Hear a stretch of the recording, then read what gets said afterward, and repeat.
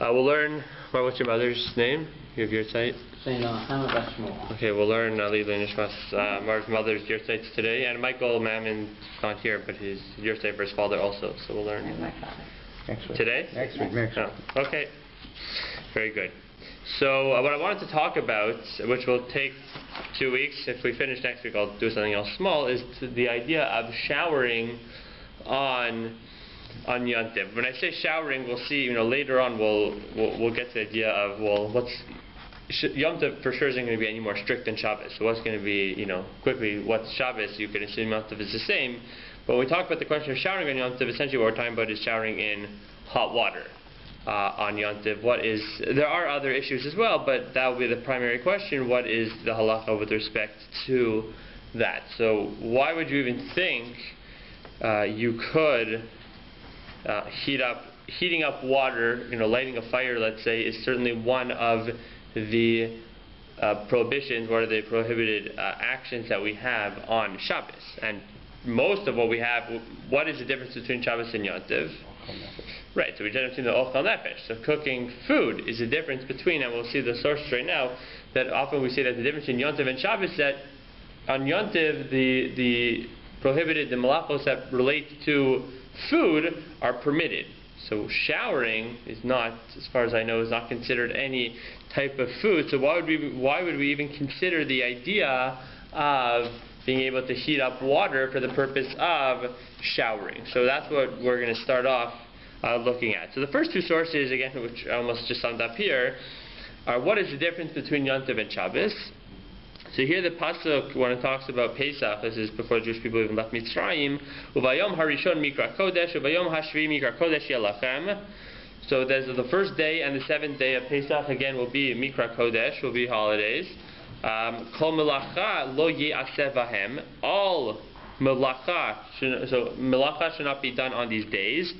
Ach asher ye'achel l'chol nefesh hu levado ye'aseh lachem. However, that which is ye'achel l'chol nefesh, that which is needed in order for that which humans are going to eat, hu levado ye'aseh lachem. That is permitted to do that type of avoda. So kol melacha you can't do, but as long as it relates to ochel nefesh, then it is permitted to do it on Yom Tov. And in fact, that's, if you look at source number 2, the Mishnah in Megillah, which I'm sure many are familiar with, which we mentioned before, Ein bein Yom Tov l'Shabbos ela ochel nefesh bilvad. What are the differences between Shabbos and Yom Tov? The only difference between Shabbos and Yom Tov is ochel nefesh. Again, so Shabbos and sorry? Carrying.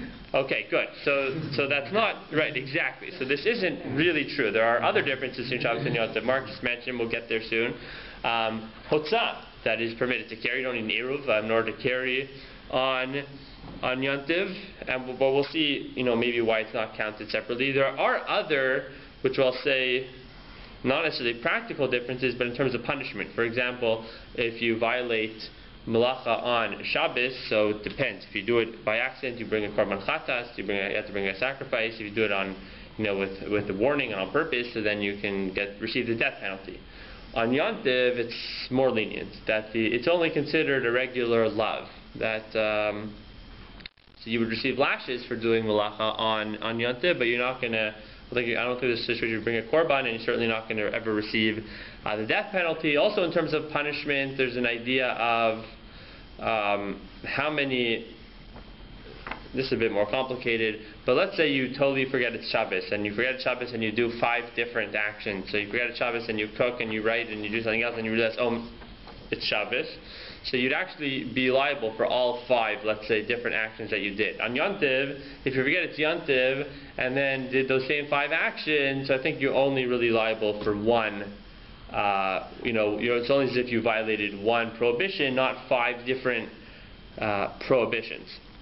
So those are other minor, but I'll say minor differences. They're not really practical because either way, all those actions are still forbidden. But the one difference between Shabbos and Yom Tov, which we'll see why is it only considered one difference, is the idea of ochel nefesh, that which you can eat, so you can do melacha in order to eat. And even that is not true, because it's not like you can do everything in order to eat. For example, you can't just go to your field and then start harvesting the wheat and grinding it and doing everything in order, because you're eventually going to eat the bread which is made that day. We generally are only permitted to do any sort of malacha, certainly when it comes to, let's say, baking bread, from what they call milisha va'elach, from kneading the dough, from that and the rest of the process which is required in order to make the bread. That is what's permitted on Yontiv and not other actions. Why is that? What do you mean? Why is that ochel nefesh and harvesting in the field is not ochel nefesh? So one of the rationales behind this is because when you do things in the field, you often don't do it, when you're harvesting in the field, you're often not doing it for one day. You're doing it for, weeks or months at a time, so you're concerned that you're going to, because that's what you're not doing only for today, you're doing for other days, that's why it's prohibited. You probably do other malachas. Yeah, but it's not even exera. I mean, what you're saying do other malachas, that would be exera. I think it's saying here, because you do it for more, that by definition. Let's say you have a tree, could you not pick fruit from it, where you would theoretically just be picking fruit for that one day? That's a good question. How does that relate? My assumption is that it would be prohibited. I don't know for sure. I think. Yeah. Again, because that would be, when you would take that process and put, let's say, to the wheat process, it would be somewhat similar. Well, wheat process I can understand, because I can just pick out a couple. Right. But if you want, let's say, I want to have an apple or a couple. That's a good question. I don't know how to think about that. And the other reason why it might be prohibited is because they make a hekesh between two psukim. The pasuk next to, I think immediately following this, with source number 1, it talks about ushmartem es hamatzos, that you have to guard your matzah. So what does it mean, guarding your matzah? Shmura matzah. So the process of shmura matzah, we're generally more machmir, but we talked about this actually at some point, one of the shurim last year. But shmura matzah, I think, begins from the time of Lisha. Once all you need to watch is from the time where you start kneading the dough. So therefore, when it comes to malach on Yontiv, that's all you can do as well. So again, ochel nefesh is the difference between Shabbos and Yontiv. So how does that get us? Why could we think there would be a difference in terms of showering? Showering is not considered ochel nefesh. So we'll see why that's not necessarily true. So here in source number, the next section, in sources number 3 to 6, really talk about a bit of a complicated principle, which we'll try to make as simple as we can possible. But what is included in ochel nefesh? So here the Mishnah and the Gemara in BAYT on Yud Beis Amud Aleph, source number 3. So Beis Shammai omrim ein motziin lo es hakatan v'lo es halula v'lo es sefer Torah l'shus harabim on Yontiv. What are you not allowed to do? You're not allowed to carry a child outside. You're not allowed to carry a lulav outside. You're not allowed to carry a sefer Torah outside, or anyone likes to have hakapos outside. So that wouldn't be, that would, according to Beis Shammai, that is all prohibited. Why? Beis Shammai thinks it's prohibited to carry on Yontiv. But who do we generally follow? Beis Hillel ma tirin. However, Beis Hillel says it is permitted to carry on Yontiv. So why? Where does this argument come from? What's this argument? Why does Beis Hillel think it's permitted to carry on Yontiv? So here the Gemara explains a little bit. Tani Tana Kamei de Rabbi Yitzchak bar Avdimi. So the following teaching came in front of Rabbi Yitzchak bar Avdimi. Hashochet olas nidava b'yontiv loke. If you shecht a voluntary korban, which is an ola. So an ola is totally consumed by, Hashem. Nobody eats from the korban ola. So if you do that, if you shech that animal on Yontiv, you receive lashes. So Amrlei, the Amar Lecha Mani. So who is this opinion? Who says that if you shecht this animal which you're not allowed to eat on that nobody's going to eat on Yontiv, that you receive lashes? So Beis Shammai, this is the opinion of Beis Shammai. Why? The Amri, what is Beis Shammai's opinion? Lo amrinan mitoch shehutra hotza'a letzorech hutra nami shelo letzorech. So we don't apply the following principle, and this is the principle which is often referred to as mitoch. So what is mitoch? Mitoch means since. So Beis Shammai does not hold to the following principle. The principle is, since Hotza'ah is permitted, when would Hotza'ah be permitted on Yontiv? When would you be allowed to carry food on Yontiv? For purpose of ochel nefesh. Let's say I cooked food in my house, and I was going to a guest house. So me bringing the food to my guest house is considered ochel nefesh. So that is considered something which needs to be done for eating. So the principle is, because it's permitted for me to carry food from my house to my neighbor's house, it is permitted even when it is not. When there's no actual need for carrying on yontif. So when there's a need to carry on yontif, since it's permitted in that case, we're going to say it's permitted in all cases. There is no longer a prohibition of carrying on yontif. So again, Beis Shammai does not subscribe to this. Beis Shammai says that's not true. So let's just finish the Gemara. Di'i Beis Hillel, because if this opinion, again, the one of shechting the Osava, was Beis Hillel, ha'amri, Beis Hillel believes, mitoch shehutra hotza l'tzorech, hutra nami shelo l'tzorech, hachanami mitoch shehutra shchita l'tzorech, hutra nami shelo l'tzorech. So pretty much, how does the Gemara explain the machlokas in the Mishnah, why Beis Shammai says it's forbidden to carry on yontiv, and Beis Hillel says it's permitted to carry on yontiv? They describe it based on whether they subscribe to the principle of mitoch. Again, what is the principle of mitoch? Mitoch is saying, since something is permitted on yontiv, and say permitted because for ochel nefesh purposes, it is permitted in all situations, even when it no longer serves a purpose for ochel nefesh. So since again it would be permitted to carry food from my house to my neighbor's house, now it is permitted for me to carry in all situations, even when it doesn't relate to ochel nefesh. And Beis Shammai says absolutely not. They said no, that's not true. How does Beis Shammai reconcile shofar, lulav on Yom Tov then? He wouldn't carry. Then how do you do the mitzvahs? Shofar you leave in the shul. Why don't they leave in the shul nowadays then? I mean, so, theory, and the lulav you leave in the shul too. Okay, well, because we don't need to. Meaning, why would we? First of all, why don't that relates to the question? Why don't we blow shofar nowadays? Why don't we blow shofar and lulav on Shabbos? Right. Exactly because you said we're concerned that you're going to carry it. Okay. No, sorry. Why don't we, when Yom Tov falls on Shabbos, why don't we blow shofar? Because we're concerned you're going to carry it. Now, because we don't have to do that, so we don't. But if we had to, so for example, the Mishnah talks about in the Beis HaMikdash in the time when, let's say, when Sukkot used to fall out on Shabbos in the Beis HaMikdash, they used to all bring their lulav there before Yom Tov. Right. So they did do that. I understand, but since if that practice then. Yeah, why don't you do it now? That's what I'm saying. Yeah, they only allowed that, I think, in the Beis HaMikdash, as if they weren't as concerned people would carry. I guess in wider scale, they weren't as lenient. But I think that's why. So if you weren't in the Beit HaMikdash or Rosh Hashanah, when you didn't go to the Beit HaMikdash, yeah. So you're Rosh Hashanah, so you don't hear shofar. Yeah. Wow. Yeah, I mean that's a separate question. The question is, why? How could the rabbi? I mean, that's the question. What right do the rabbis have to uproot a mitzvah? Pretty much, that's what they're doing. Especially nowadays, the whole mitzvah. No, I'm not worried about that. I'm really worried about what Shammai's thinking here. Beis Shammai's thinking here is that.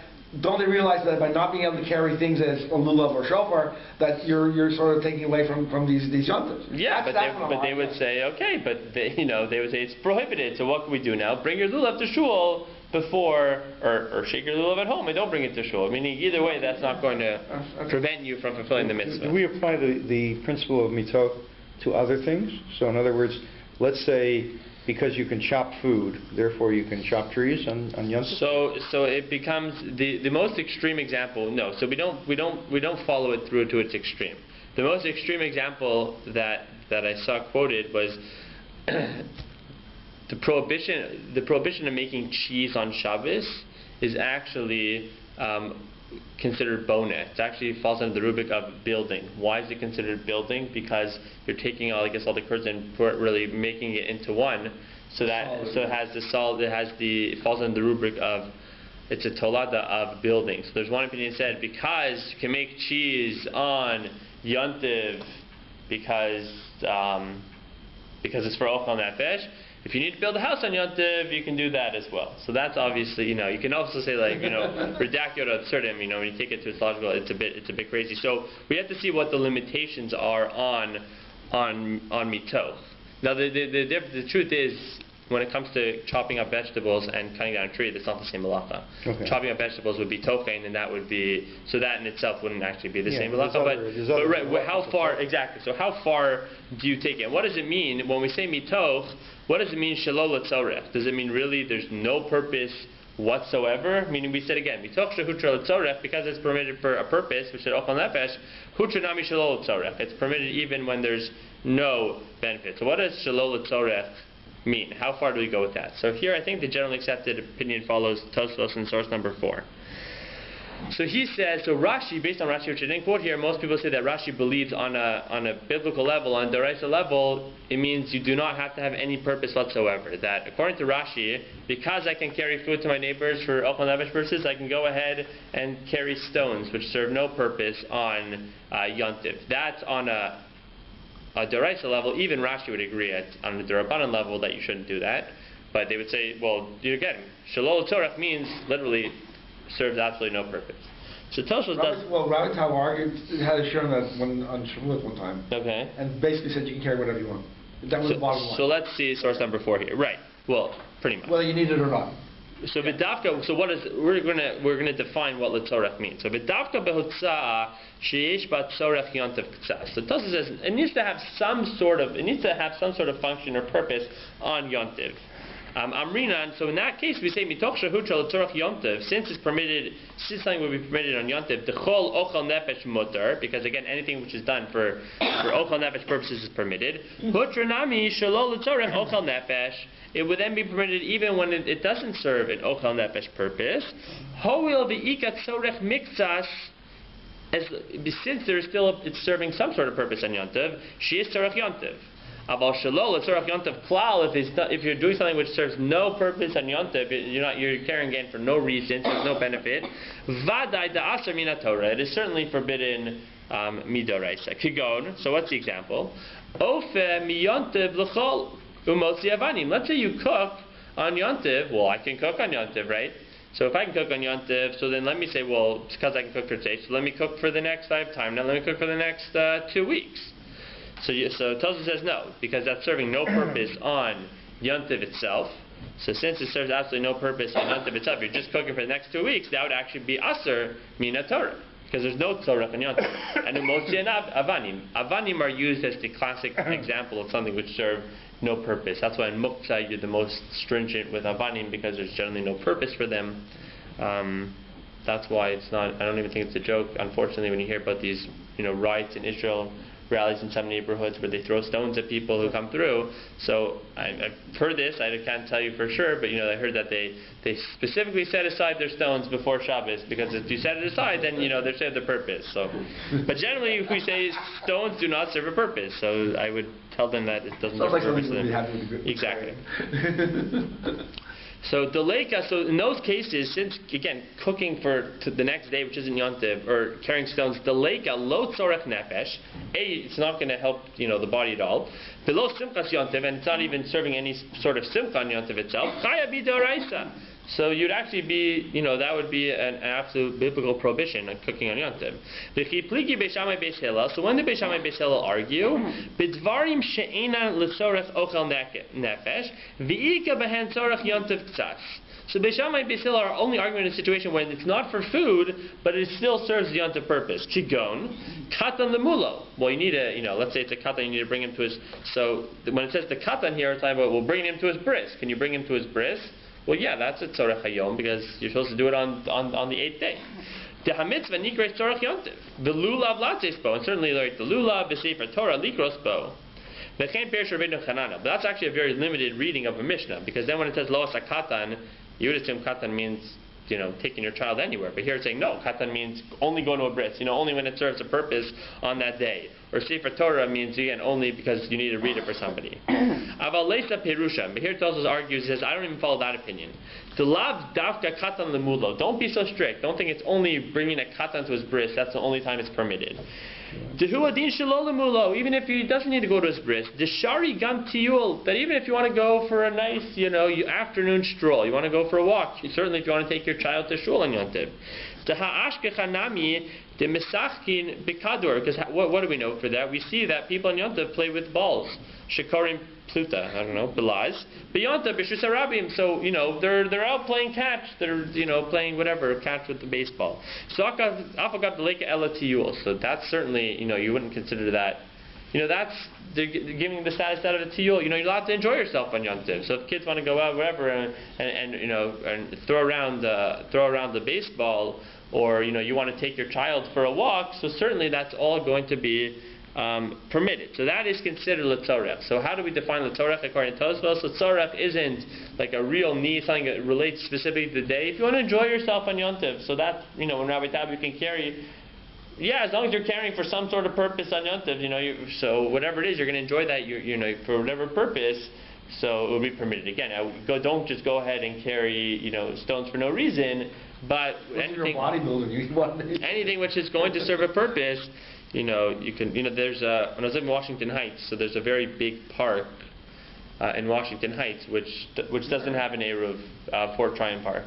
Oh, the one up right over the Harlem River, the Hudson? I don't remember. I don't even know which one is which, but yeah. So there's a very big park there. So it's very difficult to go. Most people don't go there on Shabbos because even if you hold the Eruv in Washington Heights, there's no Eruv around the park. But I was there one time, probably multiple times, on Shavuos, and you go around Shavuos and it's flooded with all the Jews and all the you could say the YU ones and the Breuers community there who never hold to the Eruv. In New York, they're small ones. They're not. Yeah, correct. Yeah. But so everyone's going to the park because for Yom Tov, you want to enjoy yourself, you want to go for a walk. So they're certainly permitted to do that. So letzorech is going to be again. So when we say mitoch shehutra letzorech, huchanami shelo letzorech. There has to be some sort of purpose, but we're not going to be so strict. As long as you're using something to benefit some way, somehow in Yom Tov, it's going to be okay. But now we're gonna in source number 5 we still have to limit the principle mitoch a little bit. So source number 5, how are we going to limit it?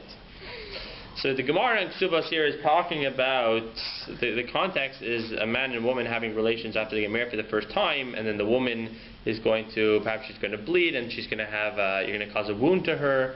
So the question is that permitted on Shabbos and Yom Tov? So that's the context of the Gemara here. So the source number 5, the Gemara Ksubos here, Papa Mishay de Rava Amar, B'Yom Tov Shari B'Shabbos Aser, be permitted on Yom Tov to cause her a chabura, to cause her, a wound, but on Shabbos it's forbidden. So Amar le Rav Papa, Rav Papa, my daite. What is that? What's the reason? Mitoch shehutra chabura letzorech, hutra nami shelo letzorech. Are you telling me because it's permitted to cause a chabura letzorech? I think that might be referring to the shechita. I forgot to look this up. I think we're saying maybe because it's permitted to do shechita because shechita then allows you to eat the animal.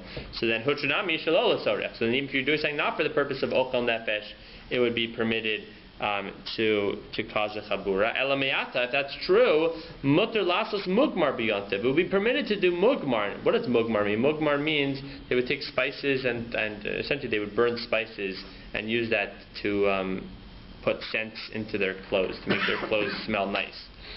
So if you're telling me this principle of mitoch, so then it would be permitted to do that on Yom Tov. Why? You're allowed to light a fire on Yom Tov. Why? Because you're allowed to light a fire to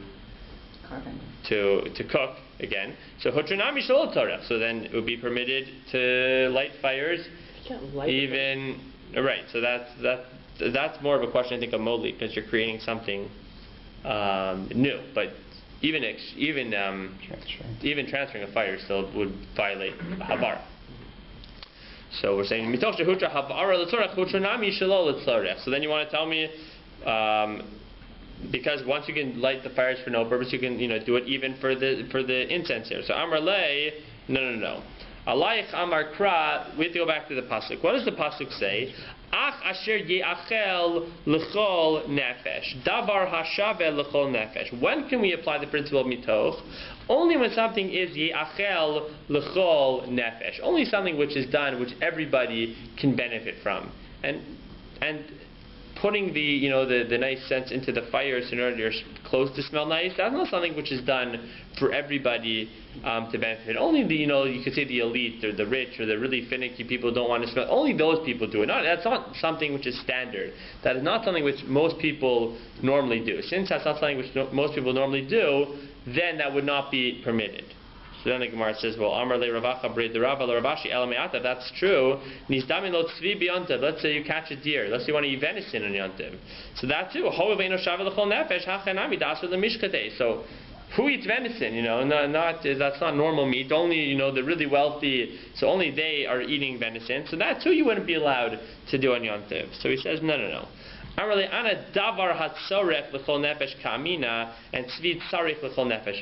because when it comes to venison, that is something which everybody would enjoy and would benefit. It happens to be just people can't afford it. So because you can't afford it, that's not a reason to prohibit it on Yontiv. However, when it comes to Mugmar, even if somebody could afford it, that's just not something which normal people do. That's something which really only the Mifunakim, they say, which sounds like finicky, right? So that only those type of people, since they are the only ones to do it, so that would be prohibited. So here, even though we had the principle of mitoch, now we're limiting mitoch. So how are we limiting it? We're saying we only allow the principle of mitoch when it is something which is considered, so everyone can really benefit. This is something which is normal for most people to benefit and do. But if it's something which only very few people are going to do, and not something which the average person you could say is going to do, then it would actually be prohibited on Yontif. So that, in its simplest sense, again, it's a bit difficult to understand and there's more to talk about, but the simplest way to understand mitoch is that mitoch tells us as follows: that if something is permitted for ochel nefesh purposes, it is permitted for even non-ochel nefesh purposes, but it doesn't mean, again, that's full slate. It's only permitted in situations to do something which is considered something which the average person is going to do. If the average person is going to do it, we can consider that something which you then would be allowed to do. But however, let's say again, lighting these incense on fire in order for your clothes to smell nice, that's not something which an average person would do. Even though havara is mutter l'tzorech, you will not be allowed to do that on Yontiv itself. Okay, so that sums up mitoch. There's another way. There's really two ways, for example, to expand malacha. Again, we start off by saying ochel nefesh, but now we're trying to expand ochel nefesh, and that ochel nefesh is broader than ochel nefesh. It's not only ochel nefesh. And there's two ways to do that. Either the first way is really, like we said now, to use the principle of mitoch, which mitoch essentially expands it. Well, once it's mutter for ochel nefesh purposes, it's mutter in other situations. The other way, which was intertwined with the way we said before, is really go back to, and that's based on the Rambam, source number 6. I'm not going to read it inside. We can just read the first line inside. So here, source number 6, the Rambam writes, Ruchitza v'sicha harehem bichal achila v'shtia. So washing yourself and anointing yourself is considered part of achila and shtia. It's considered, it has the same status of eating and drinking. Ve'osin osan b'yontev, and you're allowed to do it on yontev. Shne'amar ach asher ye'achel l'chol nefesh l'chol shetzarich haguf. So the Rambam is able to expand it, not using mitoch, because the Rambam has a weird, interesting shita with mitoch. He expands it just because when the pasuk says ach asher ye'achel l'chol nefesh, that doesn't only mean ochel nefesh. And ochel nefesh really means anything which is done for the benefit of the body. So that could be physical, and generally that means it's physical benefit, but that could be eating food, or that could be washing yourself or anointing yourself. That's all considered, ochel nefesh, in the sense that it's all davar shabbat. That's all. Again, what he says here is l'chol nefesh, l'chol shetzarich haguf, because that's really fulfilling some sort of bodily pleasure, you could say.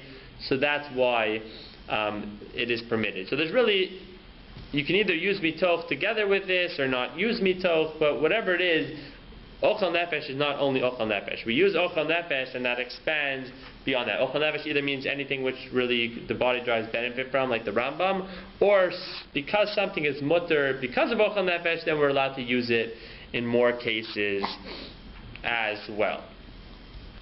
So that sums up, what is, so again, the difference between Yontif and Shabbos ochel nefesh, and then what is included in ochel nefesh, seeing how ochel nefesh is not limited to ochel nefesh, but ochel nefesh in essence includes carrying, because whichever mechanism you're going to take. So according to the Rambam, the truth is it wouldn't fall into that category, but the Rambam holds mitoch. He only says mitoch for carrying and for fire, not for any other malacha. So that's how he would allow carrying. Okay, so with that in mind, so let's just go to the next section, and that takes us to shower. So you can see where we're going. Where we're going is ultimately is how are we going to define showering in hot water? And based on the previous Gemara, is that going to be considered davar hashave l'chol nefesh? Is showering in hot water something which a normal person is doing all the time? Or is washing, let's say, yourself in hot water not davar hashave l'chol nefesh, and that's something like mugmar that only the really finicky people are going to be doing, and then it would be prohibited on and Yontiv. And then the big question, which we'll talk about next week, is, well, maybe those definitions have changed and change over time, and how do we deal with that? So now let's move on to showering. So first the question is, are you allowed to shower on Shabbos? Does anyone here, I'm not going to ask anyone who showers on Shabbos, but are you allowed to shower on Shabbos? And no, the answer is yes, really. That's theoretically, there's no prohibition of, again, so there are, right, so there are minor issues, let's say, when it comes to showering, which maybe I'll discuss next week also, in terms of what soap you... Next week? No, in 2 weeks, sorry. But in terms of what soap you're using, because that might be a problem, or in terms of squeezing out your hair, those are I'll call those side issues. But is there a problem of, taking a shower, going into water on Yontiv? On Shabbos, sorry. So the Gemara here in source number 7 in Shabbos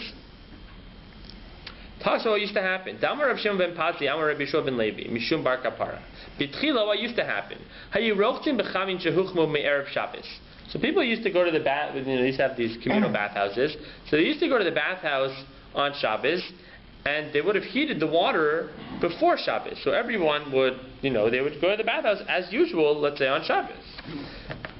But itchilu habalanim lahachem b'Shabbos ve'omri me'erev Shabbos huchmu. So what happened? The people in charge of the bathhouses either forgot whatever it was, and what they started doing is they started actually heating the water on Shabbos and said, "Oh, don't worry, I actually did this before Shabbos, so no problem." So what they do? Asru es hachamin. So they said, no, forbidden. You can't go in the water. V'hitiru es hazeya. What they did permit them to do is go into the bathhouse, and I guess because it was hot in there, they would, it was kind of right. It was zeya means steam, so kind of like a sauna almost. That it was very hot in there, and they'd go in there and they would sweat, and that would be, often you think sweating is, makes it less clean, but here, you'd go in and sweat, and that would be their form of showering. V'adayin hayu rochtzim b'chamin. But you know what? People still would just go into the water. V'omrim, and they just said, actually, I was mizim anachnu. So I didn't actually go in the water, I was only, outside the water and doing that. So Asr Laim Esazeh. So they said that's forbidden. V'hitiru chametz veria. But they permitted somebody to go chametz veria. Chametz veria, the Gemara talks about chametz veria, are these springs of water which were naturally heated. So they were allowed to go to those. That's right. So right. V'adayin hayu rochtin b'chamei ha'or. But then everyone just kept on going to the bathhouses. V'omrim b'chametz veria rachatin. I was actually in the chametz veria. So Asr Lahen, right. So Asr Lahen chametz veria. So they said, okay, that's forbidden. Also, v'hitiru lahen asatzonin. But they still permitted it to go into cold water. Ra'u she'ein hadavar omed lahem. But they saw that nobody was actually listening to them. That was too much because nobody's actually going to cold water. So hitiru lahen chametz veria. But they permitted them to go into chametz veria. V'zeya bimkoma umedes. And they still forbade the zeya. But what this Gemara highlights is that it's true they certainly don't allow going into hot water on Shabbos. They certainly don't allow going to hot water on Shabbos. But seemingly, certainly going into cold water is not going to be. There's no malacha of rechitza. There's no malacha, prohibition of washing yourself on Shabbos. So certainly going into cold water is going to be permitted on Shabbos. Now, this obviously the most relevant where this comes up is for women and the mikvah. How can they heat the mikvah on Friday night? I'm pretty sure that they're makel on that, and they have different ways how they could, how to still find ways to heat it up.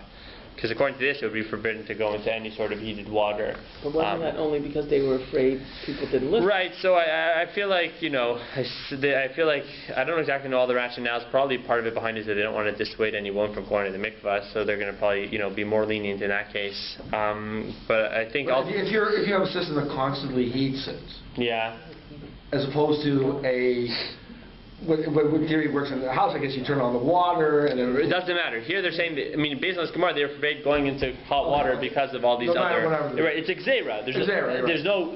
There is no problem. Again, there are ways to get hot water to do it before Shabbos. Maybe have it time, whatever other issue, but.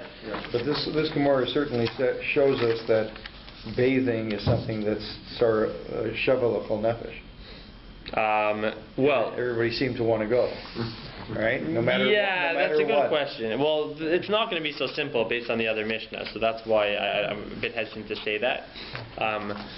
But even though, I guess maybe only because it's permitted to be in cold water. So here there's just a very short in Igros Moshe. There's some of these tshuvas are. There's a Rabbi, Rav Shimon Eider. So Rav Shimon Eider has put out a lot of these. He's from Lakewood. He put out a lot of these halacha svarim, pretty much based on the rulings of Rav Moshe Feinstein. He is a very popular one. Now you have a lot of other ones, but I feel like he was one of the first ones to put it on Pesach. He had a very popular one on Pesach and other areas. So in some of the tshuvas, they just have like 80 questions that he just asked Rav Moshe, like short, answer questions. So here, he just says, Minhag Medino Seinu Shalolirchotz B'Shabbos Apil B'Tonin.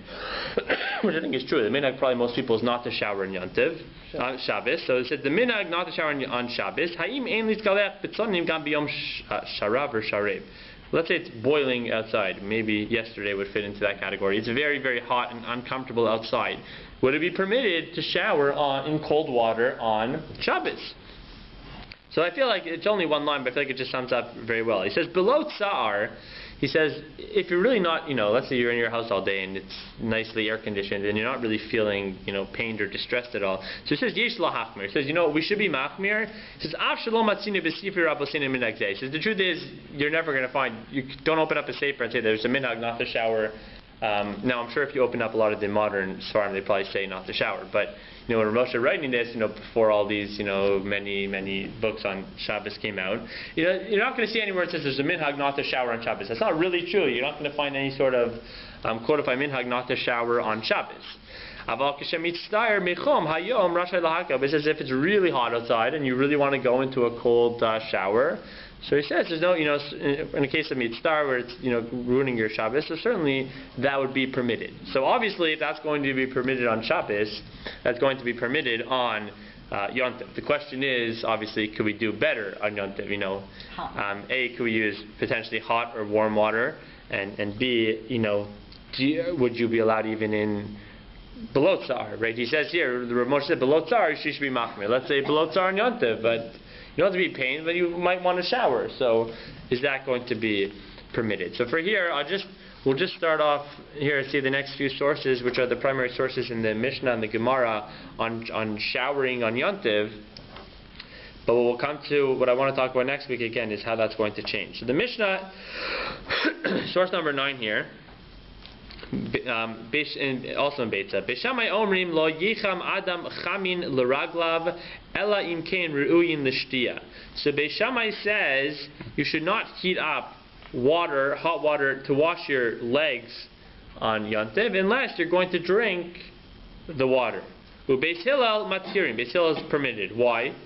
We should know the answer to this. Why does Beis Shammai say you can't heat up water to wash your feet on Yontiv? Beis Hillel says it's permitted. Mitoch, right? That's the same machlokas. Go back to the Mishnah. We have source number 3, right? We said why did Beis Shammai say it's forbidden to carry? Beis Hillel say it's permitted to carry because Beis Shammai did not subscribe to mitoch and Beis Hillel did. So here too, washing yourself. So Beis Shammai doesn't hold a mitoch. He says it's not permitted. So you can't heat up water. It says ela imkin ru'uin l'shtia. So we'll see what that means. Literally, what that means is if it's fit for drinking, then you can do it.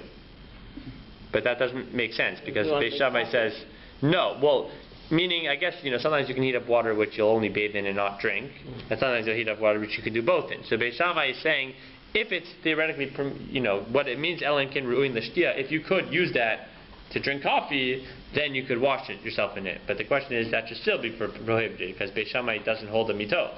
So if you don't hold a mitoch, then you should have to drink it. So we'll see what Tosfos says about this. And Beis Hillel says it's permitted. Okay, then it talks about making a bonfire. We'll skip that for now. So go to source number 10, Rashi. Why does Rashi say? How does he explain lo yicham? Yeah. Does you talk about talk, but what happens in the situation where what would BAYT say if you cooked a lot of food? Great. Okay. And left it. We're gonna get there. Okay. Yeah, that's exactly the point. Okay. So source number 10, Rashi says in BAYT, lo yecham adam chamin. Why? Lirchot raglav. You can't heat up water to wash your feet. Ochel nefesh hitira kasuv. Again, this is according to BAYT Shammai, because the Torah permitted ochel nefesh. V'lo lahavir ur b'shur uchitza. So they permitted you to make a fire to cook food, but not to make a fire to take a hot shower. Nobody said that was permitted. And so again, and then Tosfos here in source number 11, the question I asked before, V'im tomar me'iza tam sharu BAYT Shammai. How could BAYT Shammai say it's permitted? Afilu ru'in l'shtia. Even if it's fit to be drunk, haleis lehu mitoch. He doesn't hold up mitoch. If you don't hold mitoch, then that doesn't work. V'yesh lomar kigon the demayir kigon sheshose. Then no, he's heating up water to drink coffee. Umarbe lirchot raglav, and then he puts in more in order to heat up his feet. In order that he'll be able to use that to wash his feet. V'hachi isa behedja b'Yerushalmi to BAYT Shammai tzarich lishtos mehem. According to BAYT Shammai, you actually have to drink from this water. So when it says Elohim kid ru'uyim l'shtia, it doesn't just mean they're fit to be drank. You have to actually drink it. UBAYT Hillel matirin, and BAYT Hillel says it's permitted. But when BAYT Hillel says matirin, what does BAYT Hillel say it's matir? V'dafka l'raglav, only to wash your feet. And what comes together with feet is hands, feet, and it's always hands, feet, and face. Panav yadav v'raglav. Aval l'chol gufo, but if it comes to heating up water to wash your whole body, so modeh the aser. So even BAYT Hillel agrees that's aser. Why? Did davar hashavet l'chol nefesh ba'inan. We need something which everybody is going to do. We need something which the average person does. And who takes hot showers, in their whole body, every day? Only the fancy people, right? So what does Tosfos and BAYT Hillel say? He says that when it comes to heating up water for your hands, your feet, and your face, so that's davar hashavet l'chol nefesh. That's something which everybody would do, which is normal. So therefore, that would be permitted on Yom Tov. However, washing your whole body, kol gufo, that only the really fancy people do. That's not serving davar hashavet l'chol nefesh. That is going to be prohibited. So that's where you said you'll get into the changing. Right, exactly. Showered once or twice a year. Exactly. Probably more, but yes. Not in Russia. So here the Shulchan Aruch in Orach Chaim, he codifies this, but it's really based on something else. I'm going to come back to that next week. I'll just conclude. Actually, I'll read the first line here. Motor lahachim beyond verse 12. Mayim lerchot yadav. So you can heat up water to wash your hand, avaloko gufo, but not your whole body. And look in source number 13 again. Why? Mr. Brewer explains exactly based on Tosfos. Perish lahachim mayim k'dei rechitas kol gufo. Why? The rechitas kol gufo hu davar she'in shavet l'chol nefesh. Because again, washing your body is not something which is shavet l'chol nefesh. Rak limu nagin harigilim bazeh, and therefore.